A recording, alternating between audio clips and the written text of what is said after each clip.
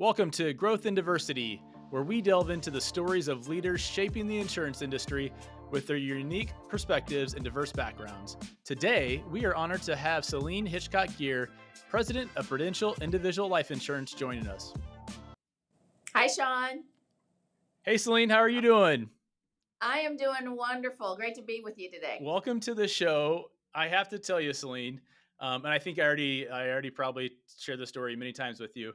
Anytime you're like building a product or a new service, or it's always like, hey, who's your ideal customer profile, and who you're going to target, and all these things. You happen to be number one on the list. I think I told you that. I was like, I Wow. have to talk to Salene for so many different reasons that we're gonna go in today, but it is an absolute honor to have you on the show. Thank you for being here. Oh, it's my pleasure, and good to see you again. We Likewise. haven't caught up in a while. No, Yeah. agree. And I think hopefully we're going to delve into a little bit of that, because I think it talks to, as big as the world is, it can be very small. And Yep. hopefully you treat everyone the right way, so that if you ever need to ask them to be on a podcast one day, they'll say yes. We say yes. That's exactly right. You know what? That's a good test of the relationship right there. When Agree. they say yes to my podcast, there you go. So good point. So I'm going to do this. So we have audio and video going on. I know the folks that are listening to this on audio won't be able to see this, but Salene has such an amazing background that I didn't want to screw this up. I wanted to do her justice. So I'm going to read her bio, then I'm going to let her introduce a little bit about herself beyond the professional side. But here's a quick bio on Salene, just so you get a feel for her as our guest today. So Salene, as I mentioned, she's the president of Prudential Individual Life Insurance. They offer competitive solutions to meet the needs of consumers through manufacturing, distribution, diverse portfolio of life insurance products. She's been in the industry 30 plus years. Joined Prudential in 2017 as COO, Chief Operating Officer at Prudential Advisors, which was a national sales organization, more than 3,000 financial professionals. Absolutely amazing. Fee-based side as well. And then you became the president of the individual life insurance business in 2018. So quickly moved up from there. No surprise to me. I think I was sending you the LinkedIn congratulations. Prior to Prudential, you were and this is where Salene and I got to know each other. And honestly, it wasn't long enough. Would have enjoyed working together a lot more. But she was the CEO of Emeritus Investment Corp and president of CEO Acadia Life Insurance Company. Now, there's all kinds of things that I'm going to have her talk about later in the show that she does beyond just, I don't know how you make time for this, honestly, Salene, but you're on several boards, chair of the board of trustees, the American College of Financial Services, serves on the Life Insurance Committee of American Council of Life Insurers, executive sponsor, Woman Empowered Employee Affinity Group at Prudential. I love that. And then also, we're going to talk about your role at University of Michigan, and I saw the football back there, so that's definitely going to be exciting. And this is some really cool stuff. So you have a Juris Doctor degree from New York's University School of Law. You're Series 7, Series 24. Holy cow, I'm going to run out of breath just talking about you. And a member of the New York State Bar Association, and a board member of the University of Michigan Alumni Association. Holy smokes.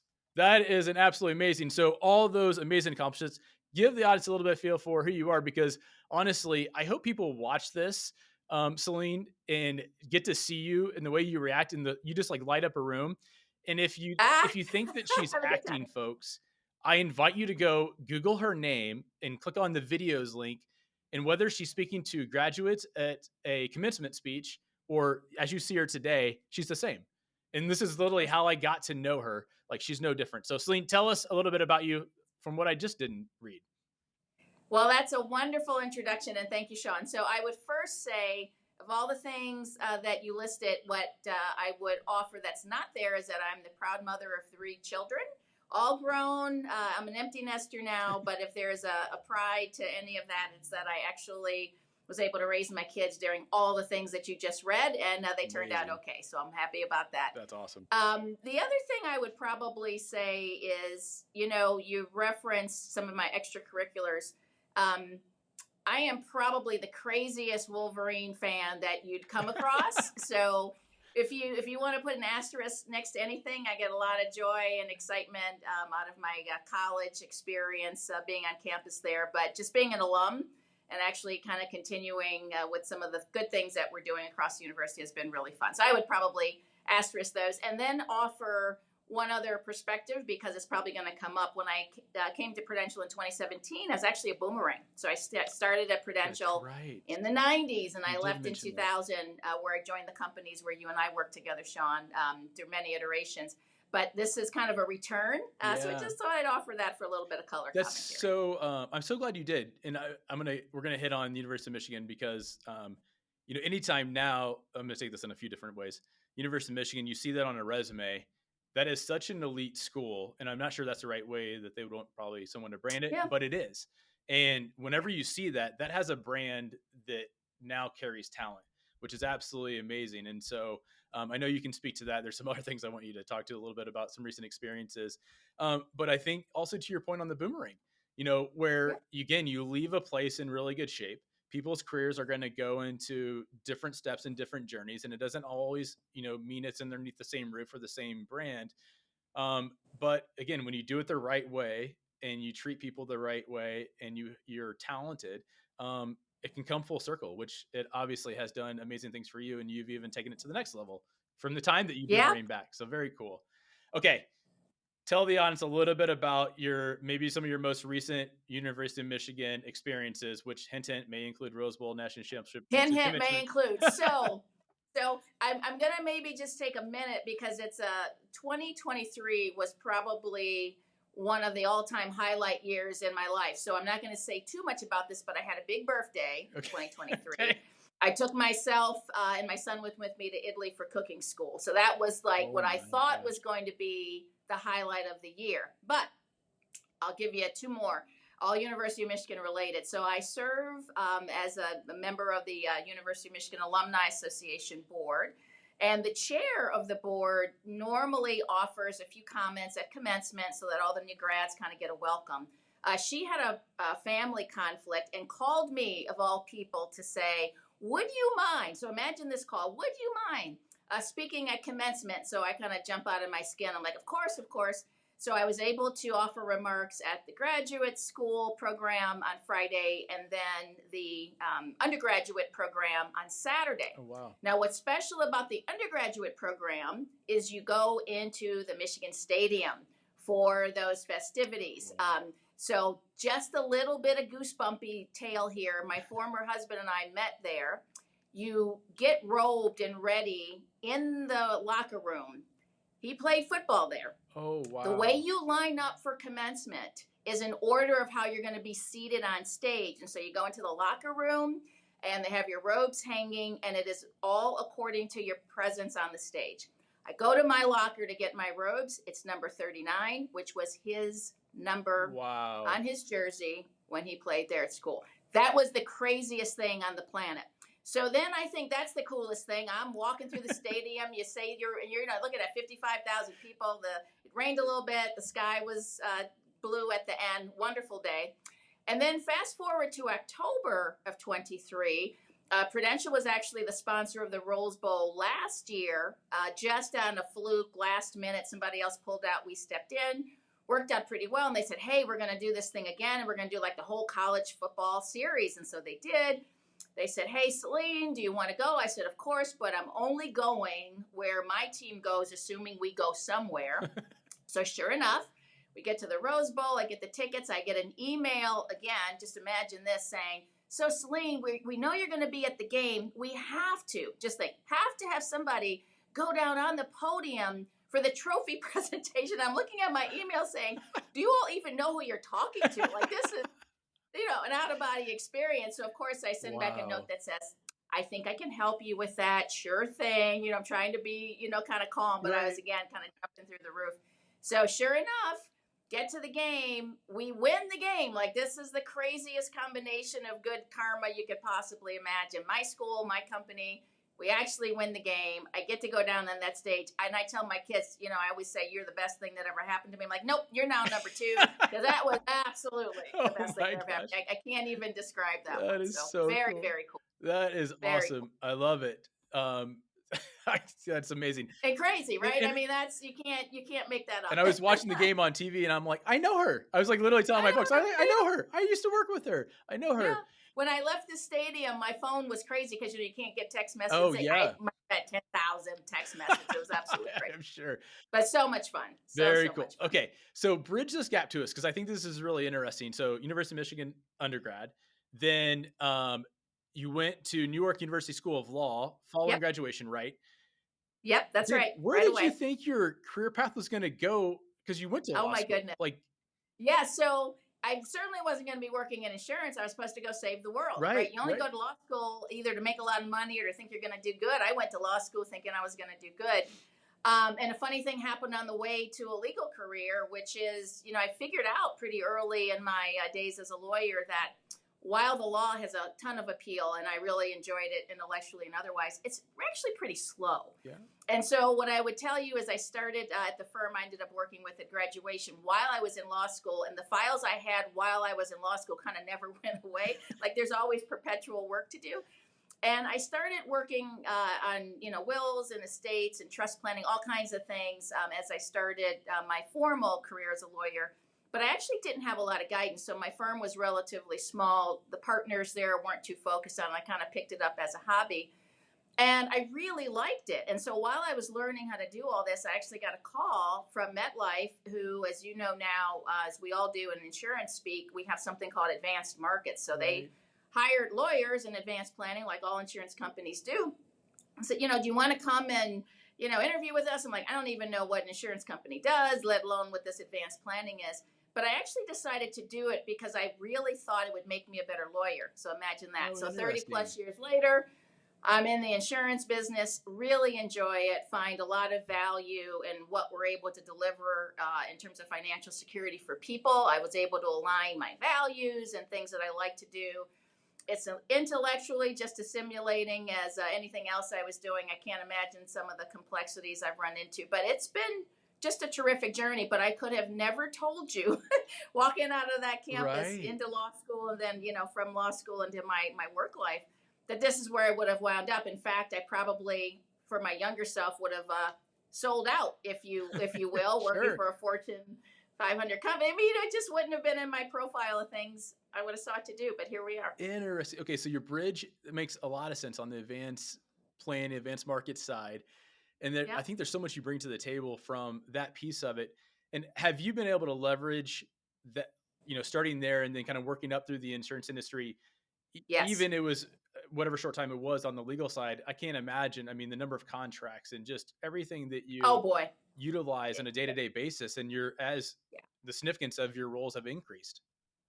Well, it's a really interesting point that you make, but your skills carry with you. Right. And if I had been a chef or something, probably not. But when you're Sure. in technical areas and you wind up in business, your skills carry with you, and they build. And I find myself using both my analytical skills, problem solving skills, all of that. Legal stuff comes up all the time, but then being able to apply that, right? So this is like an applied Yeah. knowledge industry, rich with ways that you can think about this. But you get to bring your creativity and a lot of other things to work every day in this business. So bringing all those technical skills together was really great. What I learned in advanced markets really keeps me humbled about how we get to help people and what we need to do to Sure. help people. And in particular, working through and with advisors in Yeah. all that we do to make sure we understand the client connection. So it's a steady build. A 30 plus year career comes with a lot of things. I've learned a lot. I'd say I've been chief cook and bottle washer of many many Sure. environments, and all of that has really aided my ability to help navigate the kind of space I'm in today. Oh, yeah, that's really interesting. I think it makes a ton of sense because I was as soon as you mentioned advanced markets, I was just thinking about and I was remembering how advisor focused and oriented you were when we were at Emeritus Mm. together, and you Yeah. kind of always had you always had the end customer in mind and at heart, Yeah. but there's that intermediary, there's that relationship, and it was never. I mean, it was a core connection to the end consumer and the right things that we're Oh, doing to help 100%. people. To your point with everyone works so hard to 100%. accumulate what they're trying to utilize, at that certain point in their lives. So, That's right. I don't think I didn't ever connected that on the See, you legal learned side. something new Oh, that's today. awesome. That's good. Cool. So, okay, so Salene, we've hit on a little bit of your background. Um, and our show focuses, as you know, you and I talked about, on diversity, and I think it's just one of those Yeah. areas where we can do so much more. And why I was so excited to have you on, because of honestly all the work. I mean, I think constantly I get these alerts of what you and Prudential are doing there. But Yeah. I want to call the kind of the elephant out in the room, right? So Salene is a Black female. If you're looking at it, you can see that. Um, and honestly, if you never had the chance to meet her, and I kind of mentioned this earlier, but if you never had the chance to meet her, see her, and understand her sex or her race, you would just, again, I'm going to try to compliment the heck out of you and boost your ego, because You you too, never guy. show that you have one, which is absolutely amazing. But first and foremost, you're just an amazing human and a phenomenal leader. And I can't tell that, I can't tell every guest that I have on, right, that personally, but I personally saw it in the limited. And it's so funny because you were way more senior than I was, but just the way that you navigated the offices in Lincoln and treated people, Mm. and position yourself in a meeting. We would be in the executive meeting room and conducted the strategies. Like, it was someone, you're a magnet.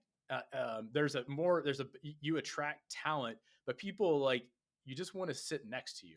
You just want to God, be around you. And so I'm telling you that I bring treats. Come this on, is tell them secret the truth. sauce. So if anyone's listening, they're like, gosh, where do I want to go and who do I want to work for one day? Put Salene at the top of your list, folks. I don't know if she's Very, hiring, but and very. this isn't a, we're Oh, not, we do. We hire a I little was going to bit say, here. yeah, A I've little. heard you may want to check it out. Yeah. Okay, so with all that in mind, what advice would you give to aspiring emerging leaders? I know we're both passionate about that, kind of looking to achieve similar career success in the insurance industry, because there's so much, like, right, you didn't come from it, but then you got in it, and then look at your 30 plus Yeah. career. What are your thoughts? So, a couple things, and one is being on this podcast today. I think underscores the first thing is really building good relationships with people. There is something special about the insurance business. I don't quite know what it is, but we're fairly insular, and when you get in and around a group of people, where the 6 degrees of separation Right. thing is actually really, really true. So, as you travel the space in insurance companies and in the insurance industry, really take the time to get to know people and develop those relationships. So my boomerang, that's what I call myself Sure. here at Prudential. My boomerang here at Prudential came from a very good relationship I had with Caroline Feeney, who now runs our entire U.S. business operations. And she reached out to me when there was a lot really good things happening here, and just said, "Hey, would you want to come back in and give a look at what we're doing?" And we connected, but for her outreach, I probably would have continued, what I was doing at Sure. Emeritus, or had I decided to do something different, gone out on my own. But she actually sought me out. And that is not so much about me as it is about the idea that relationships matter, Right. right? And relationships count. And what I always tell people, I do a lot with our interns and our, try to always promote how to bring new and younger people into the business. It isn't that people know you, it's what people know about you. Oh, I And love what that. she knew about me was I was a dedicated professional, always gave 150%, could really accomplish what goals we had, and very good at execution. So that's more than knowing me, Salene. It's she knew how I operated. So I always tell people, in professional relationships, get to know folks so that you have a personal connection, Right. but also make sure you're getting them exposed to who you are as a leader, or as somebody in a field who has desires to grow and develop. Those are skills, if you share them with people, that they can help translate with you later on for other opportunities, or just to keep you in mind for something. So Great point. I always think that is one of the things that we often overlook when we talk about networking, or how to navigate a career. Building those relationships is key, but it's bridging that gap for people, not just about who you are personally, Yep. but what you might be able to accomplish professionally, because you don't always work together. Like you and I got Right. a chance to work together, but it doesn't always happen like that. So I would say make sure in your networking activities you're constantly able to bring through your skills, your accomplishments. And so kind of network with intention when Great you point. have those places where you can, and really make sure you're giving yourself the best advantages, by sharing more Right. about what you do, not just about who you are. Hey, everyone. Thanks for listening to this episode of Growth and Diversity Podcast. I want to give a shout out to our sponsor, Mostra Coffee. That's mostracoffee.com. Go to mostracoffee.com. Check out this woman, minority, veteran, immigrant owned micro coffee roaster out of North County, San Diego. They have amazing coffee. We're addicted to it. We've been drinking it for years in our house, and I hope you get to enjoy it in yours. There's a coupon code as being a part of the Growth and Diversity podcast listening audience.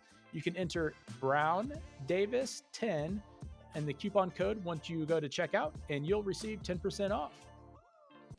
It's really, really good advice. It's we're in an interesting time. You kind of mentioned the pandemic earlier, and I know the kind of the let's say the atmosphere environment you and I grew up kind of in our careers, right? There was always Yeah. like the meeting after the meeting, and like Yeah. the whether it was a cocktail dinner or something like that.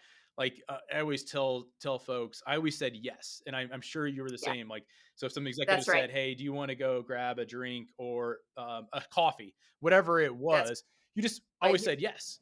Indeed. Yeah, That's right. and I think that we have to figure that out because it doesn't mean you can't do it now that there's hybrid work schedules or anything like that. Right. But you just have to be way more intentional, in my opinion. So it doesn't make it worse or Agreed. better, anything like that. But you have to be willing to say yes.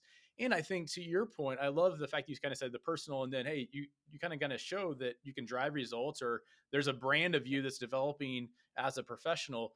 But you have to be vulnerable enough to go and ask and seek someone out because That's right. from my seat, Celine, this is interesting. I never thought this would be true until now I'm on this side because it was just kind of like story of our career where I was always attracted to leaders like you. I always wanted to learn. I always wanted to hear all those things. Um, and in this seat now as an executive recruiter at our firm, people in your seat, and this is not a hey, everyone call Celine or other C-level executives, and they are Yeah. extremely busy folks. You have to be very respectful, but you're so willing to give. And I think some of that right comes with the rite of passage you earned. But to your point on interns, there's settings that you're going to get the shot and take your That's shot. right. Go up That's to, exactly. if you have the opportunity, don't just sit there like, oh, I really want to ask her a question. Go do it. And then That's right. develop a relationship, and then at some point down the road, hey, can I buy you coffee in the future or That's right. whatever it is? That's right. So I'm really glad you taught. I did not expect us to go there, but I think it's really relevant right now in today's world of working from home or hybrid. You're just not always in those settings where you could just say yes in those meetings after the And you meetings know happen. what? I love that you raised that because we've had this tension around let's call it return to work Yeah, and sort of common terms now. But it's this idea that a lot of people got very comfortable being at home. I get it. Commutes are not great. I have a long one right. myself, as you and I discussed previously. But spending time with people actually matters, and it adds up over time. There's a real dividend to it. We have several programs here at Prudential to bring on young talent. So we have a leadership development program that I'm personally attached to. And I meet with every single one of those folks Oh quarterly in wow. my office. And if somebody is remote, we have a few people who are not in the Newark office where I am, that's fine. But if someone has an assignment, because we give them rotations, an assignment in Newark, I set it up where we are together so that we can make that personal connection. Awesome. Otherwise, you miss the subtle cues. And I think Yeah. sometimes people forget that human interaction is way more about the connection you get with people than just, well, I have to be at this meeting and somebody wants to, Right. meet in person. It isn't about the inconvenience of anything or having a particular structure. It's about what happens between people that you cannot replicate over a screen. You simply cannot. So I say in this hybrid space or where people are working remotely, it's so important not to forget that human connection and to make time for it. Even if you have a remote job, sometimes people are fully remote, but then there are places where people can convene Yeah. or network. Try to do that because it makes such a difference in terms of how you work together. I couldn't agree more. I love that. Okay, so I'm gonna switch a little bit away from you and some of the great work you're doing at Prudential because I think this is not a paid endorsement, but No, you no, of guys course. deserve a ton of kudos because again, I just see it on the LinkedIn feed of all the things that you're doing, both from the corporate account and your account. So Yep. will you talk a Yep. little bit? I know there's this massive underserved market. We've been talking about it right for years, and How's Forever. everyone going to Yep. address it and the financial literacy? But it's even more important. I saw this in my recent, or I guess in my former past, about minority populations, where in one of my roles, I actually went into the projects and we were meeting door to Yep. door with people, so there's Yep. at that level and the value, what they value for what we can do. It doesn't have to be the advanced planning cases, but That's right. will you just please go on a little brag session for what you guys are doing? Because I think more people need to know about this. Well, I'm happy to do it and do it in the context of what I call service to community. And the community would be the $12 trillion insurance gap we have across the U.S. Some 43 million households are either not insured or underinsured. And some of those folks, not all, some of those folks are members of diverse communities where Right. we, as the insurance industry, have really not made significant inroads, and for a whole lot of reasons. And if you think about some of those, we can start with early days of segregation, underwriting bias, all kinds of things that you can dig up in the history books. Right. But come full circle to a place where our products and services are a really strong match for the financial aspirations of diverse communities today. And yet, I reference the past because the biggest thing we have to overcome in many diverse communities is this question around trust. There has been abuse in financial service industries and people taken advantage of. Lots of terrible stories about how people have put money in places and lost it, or whatever story you want to come up with, you will find reasons where people have not been able to trust financial services Right. companies, and people not doing what they say they were going to do. And we even run into it still today. You can read a headline or two where somebody thinks they're getting one thing, but they get something else, or walk into a particular place and just don't get paid attention to, or worse yet, are told, and we've read some of these recent stories, not to come into the establishment. So there are still many things we have to overcome. Yet, from a business standpoint, if we can get that right, if we can bridge the trust gap by engaging with people in the right way and make sure that we're telling our story, the opportunity for wealth building, financial security, and all the things that we want for every member of our community is right there. But we have to make the outreach. And so what I'm really pleased about at Prudential is that we get that. We have had a high focus on customer the last few years, and diverse customers, and particularly, especially as we got through the George Floyd incidents and people trying to figure out, why do we still have these nagging issues and what are we going to do better? Well, one of the things on our list is to make sure that we have the appropriate engagement strategies to bring our products and services to bear. And what I'm most grateful for in trying to, get some of these things off the ground here at Prudential is that we have a strong legacy and credibility working in community. So we have an environment within Prudential called Inclusive Solutions, which for more than 50 years has actually been actively making on the ground investments across the U.S. in many of our communities, where if you can demonstrate you care, Right. you can then come forward and actually speak from the authentic place of saying, we understand what your community at large actually is facing, and here are some of the ways that we've engaged. And that opens the doors for the entire community to walk through. So we have learned with Black consumers that one of the most important things that companies need is a credibility lever that says, we understand who you are, we understand your issues in your community, and no matter where you are on the wealth spectrum, from just getting started to being very affluent, it is the same question that you will get asked. So when we're working in the advanced markets with diverse customers who are doing wealth planning, they're asking, what are you doing for the rest of my community? Wow. Prudential has a very strong way to talk about that because we have to earn their business. Yeah. When you are trying to work with people who are just getting started, the same is true. Why should I trust you? Why should I believe that you're going to be able to do something for me? It's because we have these relationships and we have been paying attention to these issues, etc. Yeah. So we can bring a very full picture to the consumer group that we're seeking. And again, from a business standpoint, we see an enormous growth opportunity here. We do not have a large representation of diverse customers in my insurance business, for example. We are seeking to grow that meaningfully. And so if we're going to be able to earn people's business, we've got to earn their trust. And so we have a good starting point. We have a very good way to talk about this. And that should give us the ability to go in and really talk with people about their personal planning and put the kind of products and services to work that you and I know many across the US have access to, either because they have more access to financial advice or understand what that alignment is for their financial success. Where if you don't know who we are in the marketplace, you don't think about financial advisors as people you can talk to, which we Right. find in our surveys with Black consumers a lot, then you may not have the same access or the Right. same ability to navigate. So I'm really pleased that we have the doors that we can open in community because of our relationship. I'm also pleased that Prudential sees this customer base as not only a business opportunity for growth, but part of the way that we fulfill our purpose. Right. So, it's a real thing at Prudential, and having that foundation and the value play that we have here around why it's important to find people and connect with people and to help them solve the financial challenges in our changing world. That's part of Right. what we say. It applies to everyone.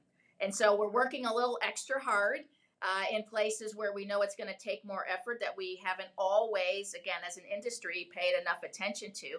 And we're building the right bridges. So Awesome. I think over time, rising tides lift all boats. I hear more of these conversations in our industry meetings. The wealth gap is a big conversation, but so is the conversation about reaching diverse audiences. Right. So I am just pleased to be part of that, because there is a lot of business that we can look forward to, and a lot of problems we can solve, including getting our insurance business out of this 1% to 2% growth issue. I mean, for as long as you and I have been in the business, every year you start over and you're looking at anemic growth numbers, right? So think about the opportunity set for all of us. And if we just open our apertures a bit and see people as viable customers, Right. and not all companies have done that, but really start to redefine who a customer can be for you by understanding where people are coming from and what their actual financial challenges are, you'll go great places. And I would say it's one of the first things that we've done in our journey, which we're calling Blueprints to Black Wealth, is actually redefine what a viable customer looks like in the Black community beyond income and assets. Because that simple test ignores a lot of people who have responsibility, income, ambition, and interest, right? So you think about that as an aligned agenda for how we might go to market. It's pretty powerful. That is, I love that. And I saw that initiative. I wanted to look even more into that. And I love the fact, kind of the way that I frame up kind of a little bit of what you said is I feel like so many times, especially when we've developed products and we, we're so risk management oriented that we're looking for a way to say look for the reason to say no, right? It's like, hey, talk to the Right. consumer, and then we got to say Right. no to protect against the risk. That's right. And it's almost, That's but the consumer is looking for the opposite. And we're not saying you're going to accept bad risk because you're going into different markets, but No, it's not at all. how do we find ways to say yes to help them? Because so much of it is just getting started. And honestly, even when I was in the home service business, the debit business, we're going door to door. These people That's had right. like a $3 to $5 monthly plan. And Yep. you never know Yep. where their life is going to transcend, that they could be the ultimate wealthiest customer ever, or never, but they had a little bit in order to help and help take care of themselves. So I love the way that you That's guys are exactly doing right. it. That's awesome. Well, and listen, to your point, the Black community isn't a monolith. There are wealth levels across the spectrum, and we can serve all of them. We're building digital products for easier to consume, spaces that we can have adjacencies for. We've got wealth creation products. We've got, cash value products, as you know well about. But we can cover off on all of it. Again, help people who are starting, help people who've accumulated wealth, and again, reframe some of this conversation around diverse markets either being riskier or not having viable customers. It's absolutely not true. Income growth and professional growth and business development growth in the Black community is at an all-time high. So is enthusiasm for the future. Again, these are very, very powerful demographics to lean into. But if all you think is that you're going to be talking to people who don't have enough money to pay the premium, you're far off of the mark. That is absolutely not the case. But again, people and companies have to go in and do the research, actually get the real data and understand what is happening. And I think people would be very surprised to find the opportunity set that we're finding. That's awesome. Love it. Well, keep doing what you're doing. I think it's fantastic for everyone. Okay, last question. So I'm not gonna throw you a curveball, but I'm gonna give you an option on this one. So Okay. you've been in the industry for 30 years. We kind of talked about that. Yep. You can either take this and say, what would I tell my former self 30 years ago, knowing now what you know, or what excites you about the next 30 years? And I'm not expecting you to commit to Prudential for the next 30 years unless you want I to. got you. I got you. So you choose. Yeah. So 30 years ago, if I'm really going back, I would have done what I sought out to do in my career, and that was either to be an architect or a sports broadcaster. I would have absolutely been a sports broadcaster. Got it. That didn't happen. You would be really good at that. I would probably talk to my younger self about what it is really that makes me happy. I sort of stumbled into this career, but I found it to be sort of an alignment of all the things that I like. I like problem solving. I like intellectual challenges. I like working with and around people. I like watching and making things happen and moving on to the next thing. Yep. So I'd say, I have a lot of creative, ability and really like to get things moving. This career has offered all of that. And it was one of the things about being a lawyer that I stumbled on is like, if you can't get something off your desk, like back to my earlier story, like nothing's ever done. Like I really like getting things done, putting points on the board, seeing success and building from that. And so I would talk to my younger self about being more intentional, about understanding what my motivators are and what I like doing. Because I believe for most people, if you can figure that out, you'll find your way into the kind of career that will bring you success and happiness. Because those two things really need to come together. So that would be my advice to self. I love it. That is a perfect answer. Oh my gosh. I'm going to share that with my kids. I think everyone needs to hear that, no matter what stage you're at, really. No matter what stage you're at. 30 years ago. Salene, this has been an absolute blast. I can't, again, thank you enough for taking the time to do this. It's been a delight. And sharing all this with us. I hope you much success in the future. I look forward to staying in touch. We will be out at the University of Maryland next fall to watch my son wrestle. So I will be I will be pinging you to see if we can grab some crabs together. We'll come by and we'll connect. And I love your podcast. I love the subject and what you're doing. I think we have to keep it front and center. Agreed. It's important for all of us. And, the more we talk about it, the better it will be and the easier it will be. Absolutely. Well, thanks everyone for tuning in to this 6th episode of Growth and Diversity, for our interview with Salene Hitchcock-Gear, President of Prudential Individual Life Insurance. Thanks everyone. Take care. Thanks, Shawn. Bye.